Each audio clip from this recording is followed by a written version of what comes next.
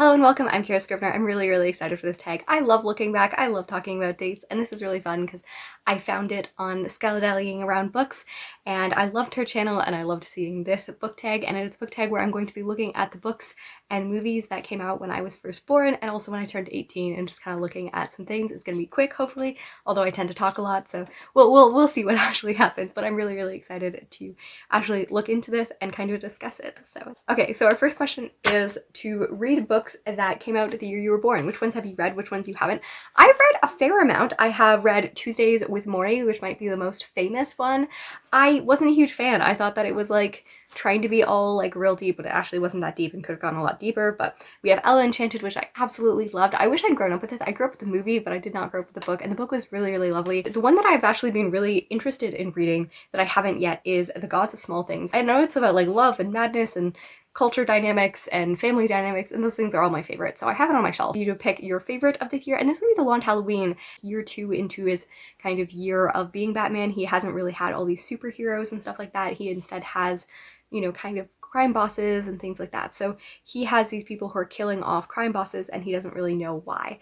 And they're being killed on every single holiday, starting with Halloween and kind of going to like Christmas and Arbor Day and July the 4th and all of these things. And you're trying to track down who's the killer. It has some interesting myth basis and also has some origins and twists and turns, and I thought it was really delightful. I also realized I never said the year that I was born, which is 1997. The next question is the same thing, but the year that I turned 18, and this is 2015. 2015. I felt slightly wounded when I said 2015 because I was like, yes, I will never change over to saying 20 something. I will always say 2015. The first one on this list is actually really cool because I know it was probably the first book that I read that year and it came out right at the beginning. This is Fairest by Marissa Meyer that came out January 7th. I really love Queen Lavanna, and I love like villain stories. Well, I don't love her as a character, but she's like twisted and weird and has all of these things, and I really loved the Cinder Chronicles and the Lunar Chronicles and all of that, and it made me so happy to read this. And I remember like just running into chapters and like getting the book and then reading it and staying up all night. Like it was great. So I also read Winter that year. That was the first book I think I ever read at college. It came out right around then, and I was like, it's 900 pages long. This is obviously very controversial and I understand why, but it's also a really important book to me, so it's always an interesting dynamic. I just realized you can see the shadow of my phone. The sun is setting, but I actually have light for the first time in forever, so this is just going to be a strange echo on my chest. Anyways, Go Set A Watchman is controversial because Harper Lee was in her late 80s when it was published. It had been like written before To Kill a Mockingbird and then had never been published, and many people thought it should never be published. It also reveals that Atticus and several people in the story are racist, and the reason it mattered so much to me is I read it 2 years after 2015 when I was like 19 and a half, almost 20, and it was the year right after Trump had been elected, and I had just like seen the American election and just learned a lot more people didn't hold the values that I thought I held, and that like my family had some more right-leaning loves that I was just very shocked by. And I think that I related to, like, To Kill a Mockingbird was the first book that I read about race, I think, when I was like 13 or 14, and then reading this book and being like, oh my goodness, yeah, like I can relate to Scout on being like, no, these people are wrong, but like I love them and I think that they're good people, but how do I put that together with that? And even though like I understand why, and I actually haven't reread it in 5 years, so maybe I'd have a very different opinion about it now, but I feel like this book represents that era of my life like best, kind of reading a classic book and realizing that, you know, the people and the things around you, you think that the people around you hold the values you have. Actually, I just watched Guess Who's Coming to Dinner, and like I have that same feeling of being like, yeah, like I thought my family was like liberal and loving and like all-inclusive and everyone around me had those beliefs, and you like take people home and you have things and you're like, oh wait, those views are not held by the people I love the most who I thought instilled these views in me. And yeah, like I don't know, I will never like defend all the controversy around it, but I will say that it matters a lot to me as a book. So that is my story about Go Set A Watchman. The book that stood out the most to me was The Rest of Us Just Live Here though, and this is by Patrick Ness, and this is the book that probably represented like Kier at 17, 18 the best, and it really deals with mental health, and it looks at this world in which it's a fantasy world and all the kids are like saving the world and stuff like that, but that's not who we're following. We're following the kids who are just in their senior year of high school, and they're dealing, like one of them is particularly dealing with an eating disorder, which is probably the biggest thing that I struggled with as a teenager, and then it also deals a lot with like just anxiety and OCD and the mental health and how do we come together and how do we help people and how do we deal with things in our lives. And I really, really love it. A lot of people hate it because they think it's boring, but I think that that's kind of the point. It's not supposed to be exciting. It's supposed to be about these people that are living their lives. And I think that it talks about depression and anxiety and anorexia and stuff like that in such a good way that I read it at 20, but I really wish I'd read it at like 17, 18. I think it would have been really impactful for me at that time. So that is a book that I'm going to pick for 2015. The next question I'm going to talk about might be my favorite, and that is how many out of the last 10 books you read were published before you were born? And this is 4. And I feel like depending on where you catch me, this could be radically different because I think I go on like a bunch of classics and then I go on a bunch of like non-classics and stuff like that. But I love classics. It's definitely my favorite.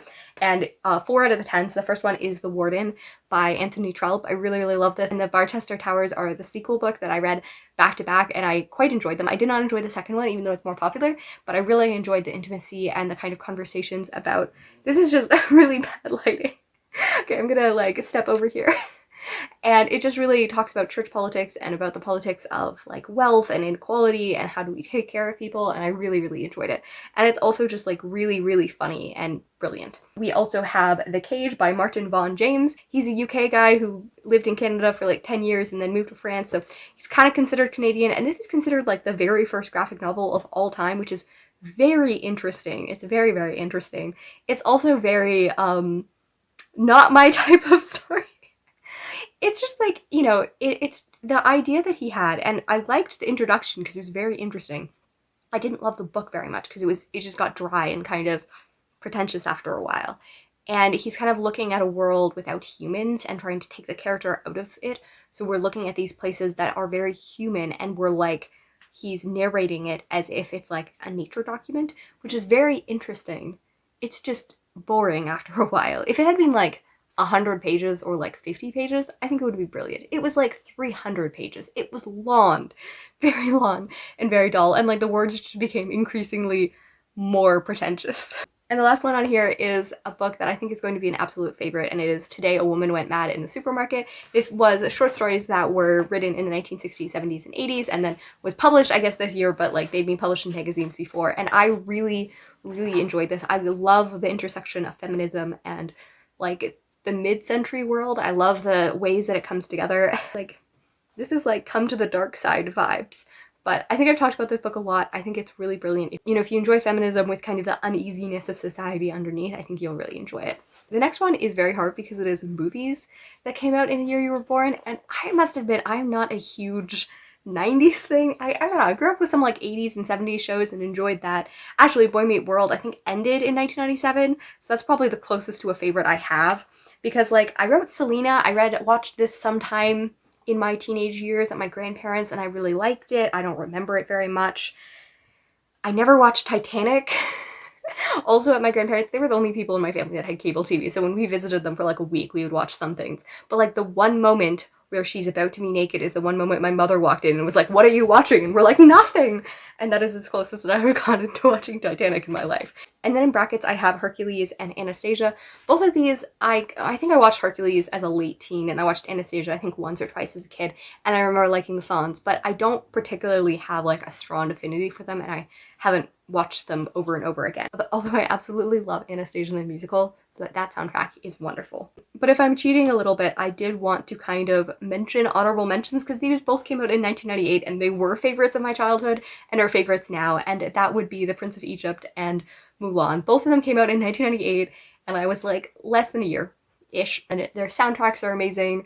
They're like, I watched them over and over again. Although Mulan, I don't think I actually started watching much until I was a teenager. I wasn't allowed to watch Disney. My parents were very strict. The last one is fun though. It's movies that came out in the year you turned 18. And like, I've watched a lot of these because I feel like 18 is probably the prime age. But I have like a lot of emotional connections to these. Inside Out is probably the biggest one. Oh my goodness. I watched that in theaters with one of my best friends from high school. I remember her looking over and being like, "Here, you do have a soul." And I was like, of course I have a soul. Like, if you can imagine the fact that I'm fairly open and vulnerable now, I was like very closed off in high school. Also being like very sarcastic and teasing. So I had like a kind of like person in the back of the class making sly comments when not being emotionally available spoiled a little. That is me in high school. So she was very surprised. A college boyfriend really liked it. So we watched it together, and then we watched it with like 3 groups of our friends. So like I watched that movie so many times and I really, really love it.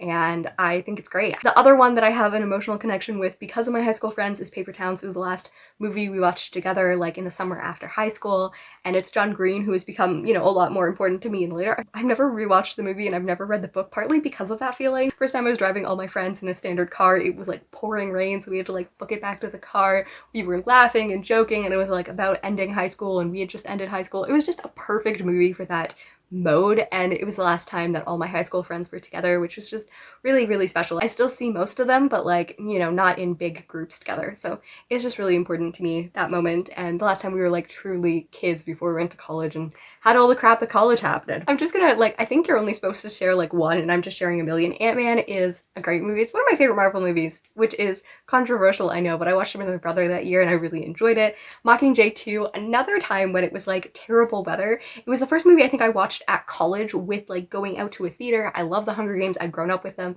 and this was the last of a series. It also felt like there was many things ending around this time, and I really, really enjoyed watching the last one. We were all like in a car packed, and like 5 of us in a like a little like Toyota or something, driving in a place that none of us knew in a snowstorm that was like so bad. We had to clean off the car like 3 times, but it was just really, really brilliant, and I really, really enjoyed seeing it with my friends and like kind of like, yeah, like doing the first kind of event with friends out in college was really nice. This lighting. But I did want to talk about 2 shows because they are honorable mentions. First of all, Daredevil, because I watched that all the way through and I really, really remember really enjoying it. And like, it was the show that I watched every week. And then also we have The Last Kingdom. I didn't watch this until later too, but it is probably my favorite show. It is definitely ranking like 1 or 2 normally, and it is so brilliant. I watched it a few years later, and it is kind of set during this time where England is still separate kingdoms, and this guy who will become Alfred the Great is looking to unite the kingdoms. And I think it just has really brilliant character development. It has really great emotions. And yeah, the first few episodes is trying to be like more gritty and sexual than the show actually is. But like, it's funny and hilarious, and I just love everyone, and I've watched it so many times and it makes me so happy. So that is definitely a recommendation from 2015. Such a great show. It's coming to an end this year and it makes me sad. So if you would like to do this, I tag you. I'm supposed to tag people, but I'm bad at tagging people. So have a great day and have a fantastic time. I hope that it's setting a beautiful sunset where you are, because it's pretty out there. And I will see you guys next time.